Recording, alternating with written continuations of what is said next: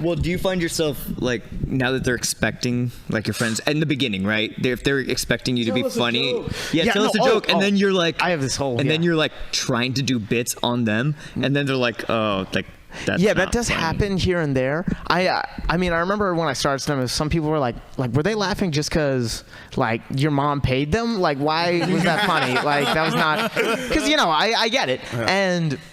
But the funniest thing is, so whenever someone finds out I do stand-up, even now, right, they're like, tell me a joke, tell me a joke, right? And that's the most annoying thing in the world to me. Right. And I'm not going to do a bit for them. I'm not going to just say a one-liner for them. It's just annoying, right? And so my friend's girlfriend, right, she asked me, she, like, kept asking me every 30 seconds, we were at this party, she was like, tell me a joke, tell me a joke, tell me a joke. Right, and it was so annoying to me. I was like, okay, go on my Instagram page, right? She's white. I said, go to the white pussy reel. There's this reel, right? It says white pussy. And I'm like, watch that reel. And she watched it.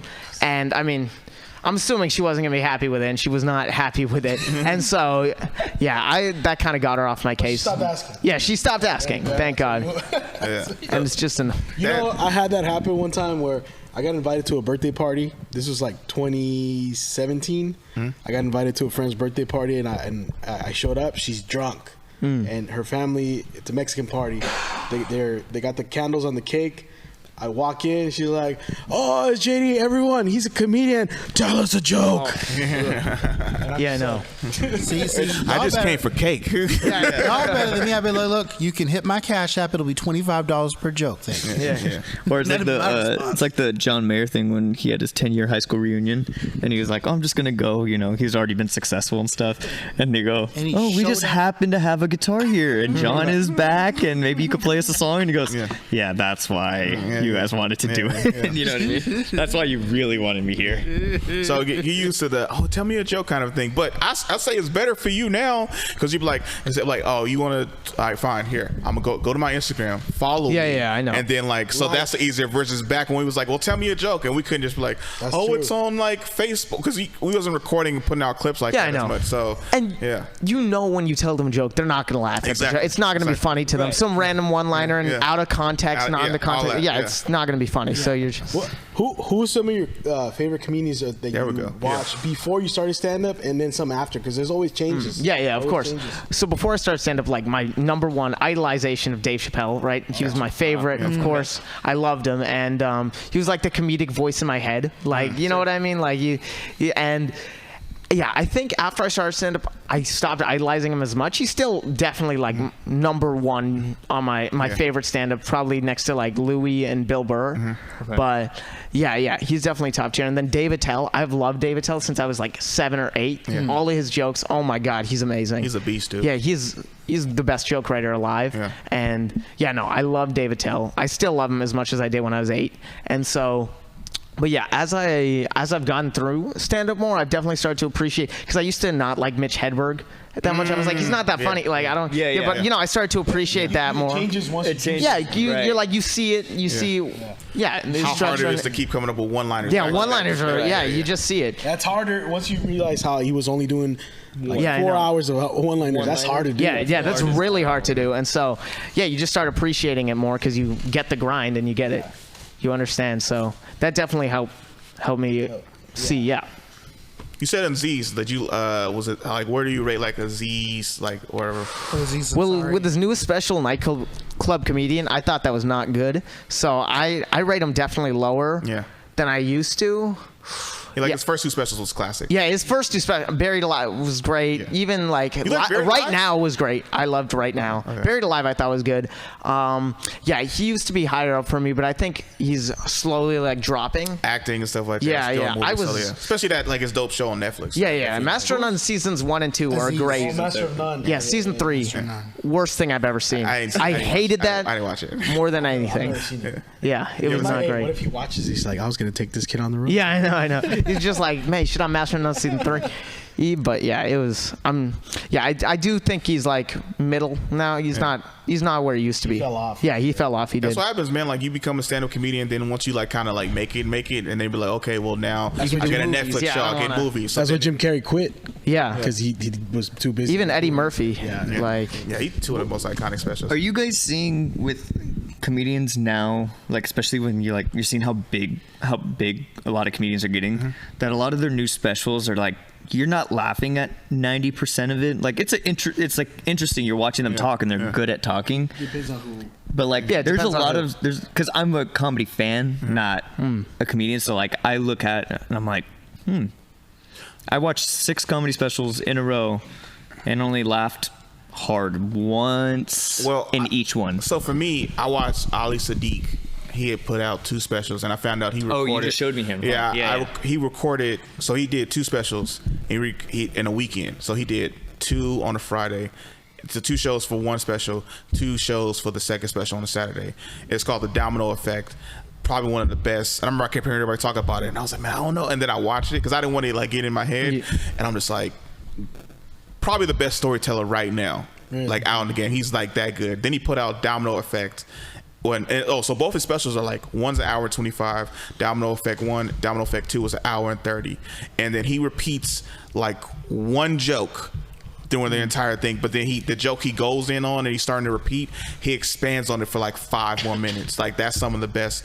But then like some of the comedians you talk about, like it's kind of like sometimes those people are like schedules when to put out stuff. Like I know Kevin Hart is like super busy and stuff like that, and he's like writing, he's in shows, stuff like that. So I think with Netflix, he has a certain amount of time to put another special out, because usually comics, they say it takes usually 2 to 3 or 4 years to put out like a really good special. But if like Netflix wants one like, within a year or like 2 years, something like that, it's not as good or as developed. Yeah, of course. And I mean, that's the new, like that's what's coming up in the future. People are gonna have to start releasing specials every like 6 months. It's gonna be crazy. Louis obviously released it every year, which I know he's taking a break now, but he's very consistent with his specials.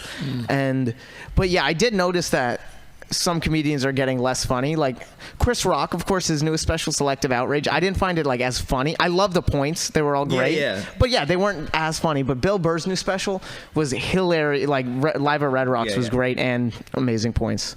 So I think it just varies. Yeah, that's the truth, because like I'll go and rewatch for what it's worth. Yeah, and I'll I still know. crack I mean, up. And there's some stuff now that I'm watching and it's like, oh, I'll say, oh, that's funny. And I don't laugh. That's a good joke. That's never. That's if you rewatch stuff, but it's not good to watch a new special. Be like, oh, that was good. That was good. Like, but like, so I thought Chris Rock was funny. I saw him live too, so like I forgot like most of the material. The same jokes he did for that. Yeah, the same jokes, except there was one. There's always one joke that the comedian leaves out. He had this one. He had this one about like this chick named Candace. He's like, because he's like dating somebody. He's like, but usually when you trying to date, you try to stick with your girl, it's always some slutty chick, like so like who's like hella doing like all this kind of stuff. He was like, and she got named like Candace, and he's like walking up to me, he's like, have you seen Candace? But it's like it's one that they kept out. But I thought it was dope. But then his last special, Tambourine, was super dope to me too, but it was distracting because the t-shirt thing. The t-shirt, because Chris Rock is always in like suits. Yeah, I know. He always has his hair like super cut. Like I remember Kill the Messenger one, he did it in 4 different places, but he was like leather jacket or a suit, and he was performing in the t-shirt, and like his hair was like this new style. I was like, no, it's just fucked up. And I was just like, crazy. I was like, who is this? Yeah, I know. Yeah, I was like, you in suits, all time, or like a leather minimalist jacket. look. I was like, have you been hanging out with Louis? Because I remember one time Louis did a special, and I swear to God, he had a stain on his shirt, on his. Oh yeah, he does. He always has like sweat shit. So like I'm just like, Chris. Yeah. What are you doing? Because I was like, where's the leather jacket? Where's the suit? So it was hella distracting. I had to watch it I had to rewatch it 2 or 3 times to like get out of like the ambiance of him not being like clean cut suit to like appreciate it. And then I was like, oh, this shit is hilarious. Yeah, of course. But the change in presentation was just too distracting. It was. I want to ask you this because you started 2 years ago, and I know a lot of the comics we usually have, like, you can't remember, I can't remember. Do you remember the first joke you wrote to perform on stage? First joke I wrote that I knew I was going to perform on stage was a 9/11 joke. In New York? Yeah, in New York. Funny thing is, I came up with this joke while I was at the 9/11 memorial. I actually did. Where else were you guys? Yeah, I know, right? It was the perfect place. And it was a day, it was April 3rd when we went to the 9/11 memorial. I performed on April 4th and we were planning. So I was already like, when I said that joke, like my brother was like, wait, that was like actually great. Like, you know, I mean, you should do that on stage. And so I was like, all right, yeah, I'll do it. And so that's when I like. Even to your older brother. Let me ask. Yeah. Super trouble. But when you performed that joke, what borough were you in? what do you mean? Like, you know, you got the Bronx, What part you of got New York? Harlem. What part of Oh, New York? I mean, I'm not sure where Eastville is. Yeah, I'm not 100% on that. East Village. Yeah, no, I mean, maybe. Yeah, you're right. That would make sense. But yeah, it did well though. It did really well because the joke was just like basically I was visiting New York, right? Touristy things. We went to a 9/11 memorial, and I was just like, why did they build the new World Trade Center super tall? You know what I mean? I was just saying, you'd think after 9/11 they make the World Trade Center short and long, right? And that was the joke. And like, it did really well. And as soon as I said, I was like, man, I know I'm gonna do this. Were you nervous at all though? What to tell that joke? To tell that joke? No, I was more excited because I love telling like 9/11 jokes, just like the worst. So I was pretty excited to say that joke, mainly because I'd come up with the day before. Yeah. At the 9/11 memorial. Can you believe the Voice Party has had merch this whole time and we neglected to tell anybody? T-shirts, hoodies, bath mats, wall clocks, throw pillows, even mini skirts. We will throw our logo on absolutely anything. Click the link in the description below and pick you up some Voice Party merch today.